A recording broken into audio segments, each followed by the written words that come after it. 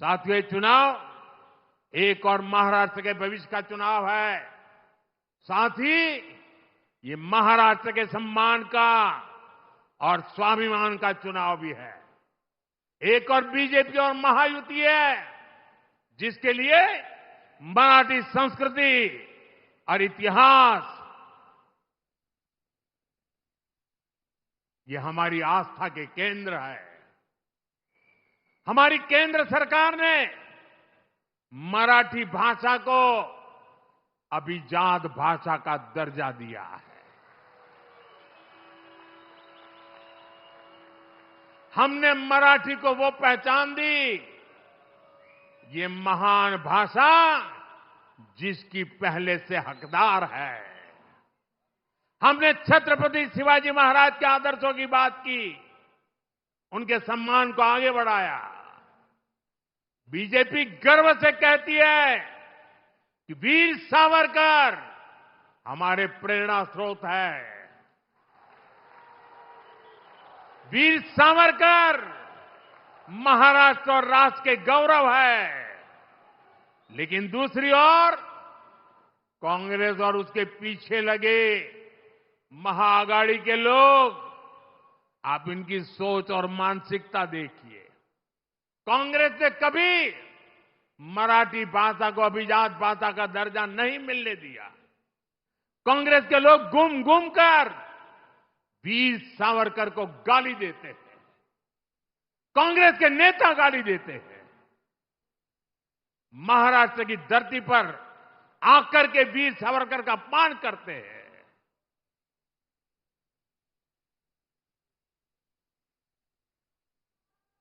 और मैंने सुना है कि महाराष्ट्र के आघाड़ी के कुछ नेताओं ने कांग्रेस के युवराज को बिठाया, उसको कहा, भाई महाराष्ट्र में चुनाव जीतना है, तुम वीर सावरकर को अभी गाली देना कुछ दिन बंद करो। उसके मुंह पे ताला लगाया, गाली बोलना बंद करो। और ये देखिए आघाड़ी वाले, सबसे बड़ा दुर्भाग्य ये है कि सावरकर की विरासत का दम भरने वाले आज आघाड़ी में कांग्रेस के साथ खड़े हो गए हैं। मैं कांग्रेस के महाआघाड़ी वाले साथियों को चुनौती देता हूं। ये चुनौती मेरी महाआघाड़ी वालों को है। ये पार्टियां कांग्रेस के युवराज के मुंह से, कांग्रेस के नेताओं से वीर सावरकर के तप, त्याग, बलिदान के कम से कम 15 मिनट रोज अपने भाषण में प्रशंसा करके जरा दिखा दे। एक युवराज कभी भी वीर सावरकर की प्रशंसा करने की हिम्मत नहीं करेगा। वीर सावरकर की काले पानी के दिन, काल कोठी में बताए उनका वो कठिनतम समय और देश की आजादी के लिए लिया हुआ प्राण। कांग्रेस सब कुछ खारिज करती है। महाआघाड़ी वाले दल कांग्रेस से वीर सावरकर के काले पानी वाले दिनों की जरा प्रशंसा करके दिखाए। आजादी की लड़ाई में वीर सावरकर ने कितने ही क्रांतिकारियों को प्रेरणा दी। महाआघाड़ी वाले दल कांग्रेस से ऐसे प्रेरणादायी वीर सावरकर की तारीफ करवाकर जरा दिखाए। साथियों, देश और महाराष्ट्र की राजनीति में बाला साहब ठाकरे का योगदान अतुलनीय है। लेकिन कांग्रेस के नेताओं के मुंह से बाला साहब की प्रशंसा भी उसके लिए एक शब्द नहीं निकलता है। मैं आघाड़ी में कांग्रेस के दोस्तों को यह भी चुनौती देता हूं, वो कांग्रेस के नेताओं से, युवराज के मुंह से बाला साहब ठाकरे की, उनकी विचारधारा की सार्वजनिक रूप से प्रशंसा करके दिखाएं।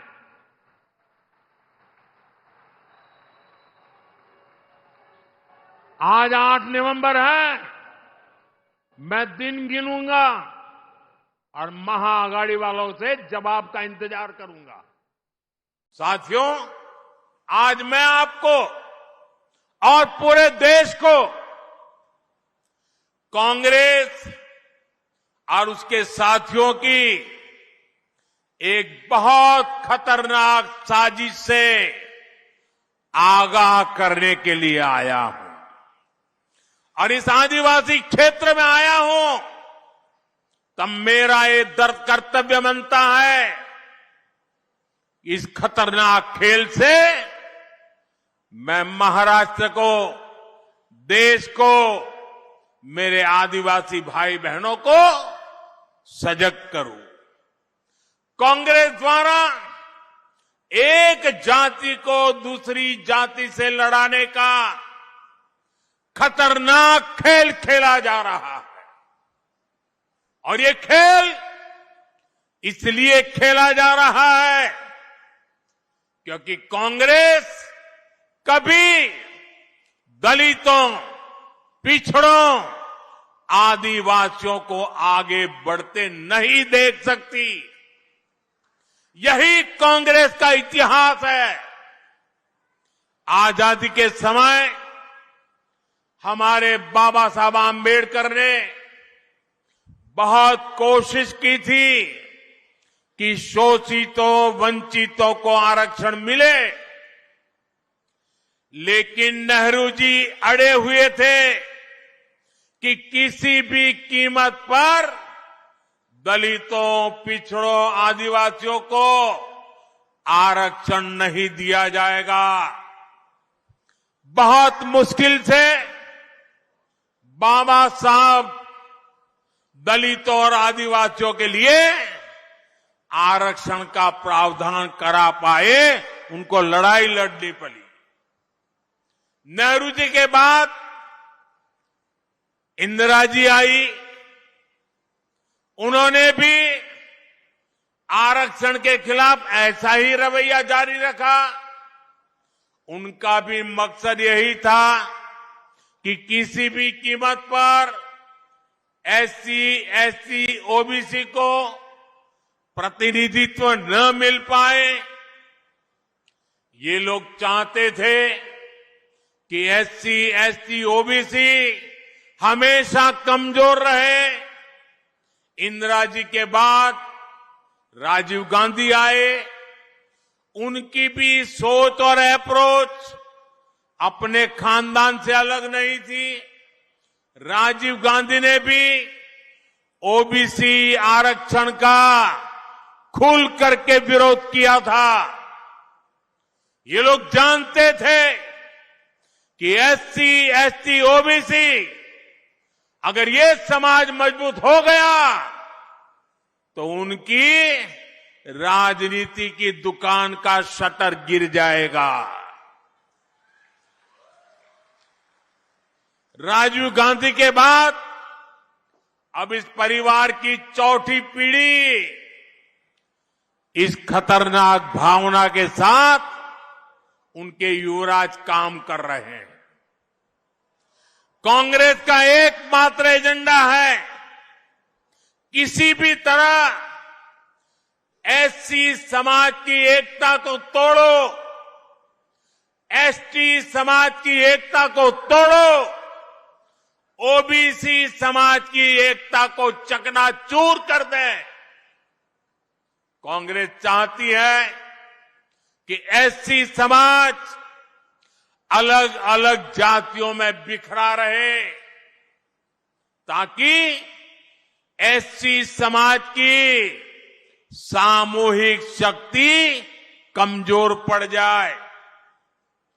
कांग्रेस चाहती है कि ओबीसी समाज भी अलग अलग जातियों में बटा रहे ताकि ओबीसी के तौर पर उनकी जो एकजुटता की पहचान बनी है, ये ओबीसी अगर ओबीसी रहे तो उनकी ताकत बढ़ जाएगी। ये ताकत न बढ़े इसलिए ओबीसी समाज को भी जातियों में बिखेर दो।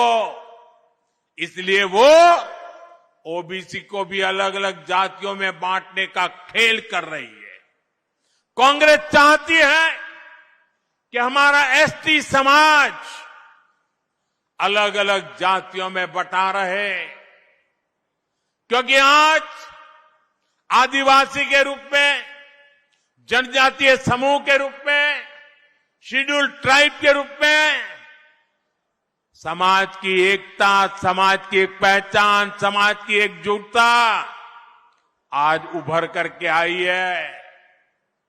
और वो मजबूती से अपनी आवाज उठा न पाए, इसलिए उनको भी छोटी छोटी जातियों में बिखेर दो। यहां धुले के इस क्षेत्र में हमारे भील गरासिया, कोकना, कोकनी, कोली महादेव, डोंगर कोली, वारली, ठाकर, कोली ठोर, टोकरे कोली, गमित, गमता, गवीत, पारगी, कटकरी, धानका, तड़वी, तैतरिया, ऐसी आदिवासी जातियां रहती है। कांग्रेस भीलों को कोकना से लड़ाना चाहती है, कांग्रेस भील गरासिया को कोकनी से लड़ाना चाहती है, कांग्रेस कोली महादेव आदिवासी जाति को डोंगर कोली से लड़ाना चाहती है, कांग्रेस वारली आदिवासी जनजाति को ठाकर आदिवासी जनजाति से लड़ाना चाहती है, कांग्रेस कोली ढोर को टोकरे कोली से लड़ाना चाहती है, कांग्रेस गमित को गमता से लड़ाना चाहती है, कांग्रेस गवित को पारधी से लड़ाना चाहती है, कांग्रेस कटकरी को धानका से और तड़वी को तैतरिया से लड़ाना चाहती है। साथियों, आदिवासी की पहचान, जनजातीय समाज की पहचान, शेड्यूल्ड ट्राइब की एकता, इसको तोड़ने में कांग्रेस लगी हुई है। आदिवासी जातियों की एकजुटता कांग्रेस को फूटी आंख नहीं सुहाती। कांग्रेस का एजेंडा है कि देश भर की आदिवासी जातियां आपस में लड़ती रहे, उनकी सामूहिक आदिवासी ताकत खत्म हो जाए। कांग्रेस ने जब धर्म के नाम पर ऐसे ही साजिशें रची थी तो देश का बंटवारा हो गया था। अब कांग्रेस एससी, एसटी, ओबीसी समाज की एक जाति को दूसरे के खिलाफ खड़ा कर रही है। भारत के खिलाफ इससे बड़ी साजिश कोई और नहीं हो सकती।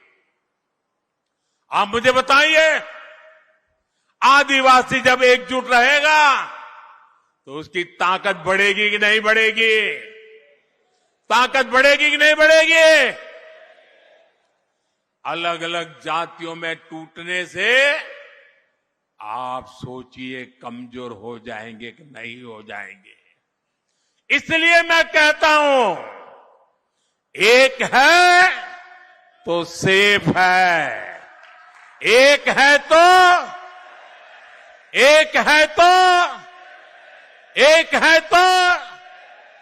हमें एकजुट रहकर कांग्रेस के खतरनाक खेल को नाकाम करना है और विकास के रास्ते पर आगे बढ़ते रहना है। साथियों, आजादी के बाद महात्मा गांधी कांग्रेस को खत्म करना चाहते थे। उन्होंने कहा था अब आजादी मिल गई, कांग्रेस को बिखेर दो। उन्हें कांग्रेस को लगने वाली बीमारी का अंदाजा था।